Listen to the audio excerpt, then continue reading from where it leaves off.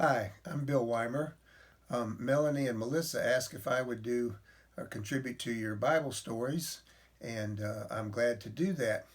The other day, I was getting ready to take my morning pills, and I looked in my pill box, and I was out. I get pills mostly from a online pharmacy, and they or I or both of us had forgotten to reorder. So today we're going to think about planning ahead and thinking ahead to prevent or to prepare for crises. My little talks over the next couple weeks will be on crisis calmness. Today we're going to look at Joseph briefly. You remember Joseph. Joseph was that young man in the Old Testament who was a little bit full of himself, a little bit egotistical. His brothers didn't like him. I think he bragged about or was proud to be wearing the coat of many colors, and he was the younger son in the family. And so they got tired of it and sold him into Egypt as a slave. You remember that story. Well, he was there for a while. He resisted temptation from one of the leaders in the Egyptian administration's wife, and then was put in jail. While in jail, he interpreted dreams of two men who were his cellmates. Then he also interpreted a dream for Pharaoh, who had heard about his wisdom in understanding what people dreamed about. So Pharaoh brought him out of the jail and made him a second in command in all of Egypt. He was made, as it were, the chief of staff or the executive officer. In fact, Pharaoh even provided for him a wife from the daughter of a priest who was within the Egyptian religion.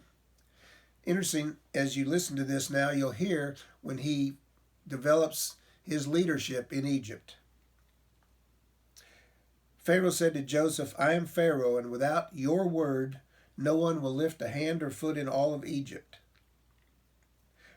Joseph was 30 years old when he entered the service of Pharaoh, king of Egypt. And he went out from Pharaoh's presence and traveled throughout all Egypt.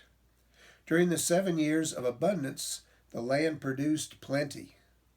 Joseph collected all the food produced in those 7 years of abundance in Egypt and stored it in the cities. In each city, he put food grown in the fields surrounding each city. He stored up huge quantities of grain, like the sand of the sea. It was so much that he even stopped keeping records because it was beyond measure. Before the famine came, 2 sons were born to Joseph and his wife. He named the first Manasseh and said, "It is because God has made me forget my trouble and all my father's household." The second son he named Ephraim and said, "It is because God has made me fruitful in the land of my suffering."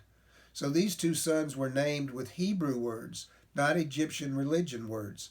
Apparently his wife may have become a believing Hebrew in the one true God, but together they named these 2 boys with Hebrew names having to do with forgetting his past and being fruitful in the present.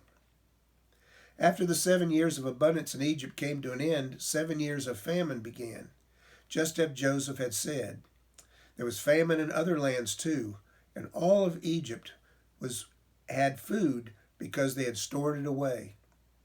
When all Egypt began to feel the famine around them, the people cried out to Pharaoh for the food. And Pharaoh said, "Go and do what Joseph tells you."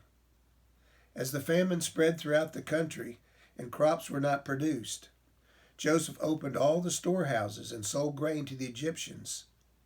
And all the world in the surrounding area came to Egypt to buy grain from Joseph because their famine was severe also. Well, it's a little bit like today, isn't it? We're going through a very difficult time in our country.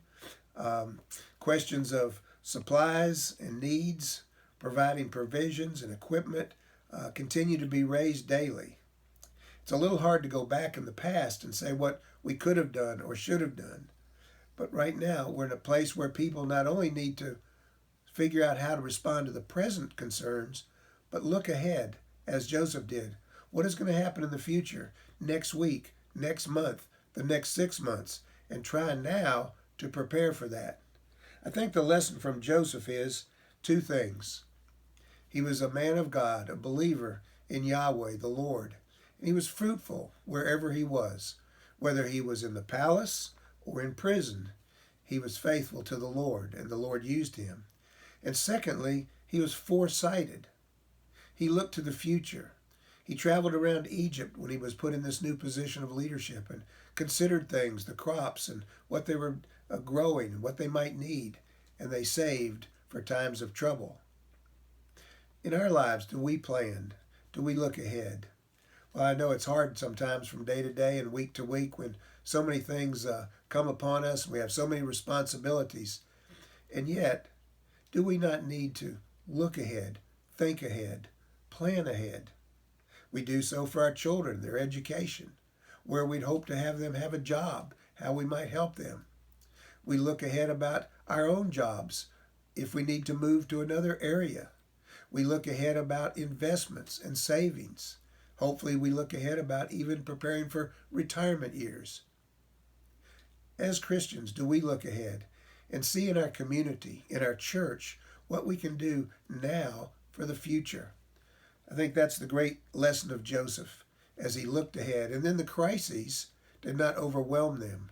He and the Egyptians were calm in that crisis because they had looked and planned and stored ahead. Well, thank you for listening. Next time we're going to look at the people of Egypt, the Hebrews that came out from the Exodus, and see at a time when they were boxed in, they were trapped, they were in crisis, they were afraid they were going to die, and what Moses said as their leader and what God did for them. Thank you, and the Lord be with you this week.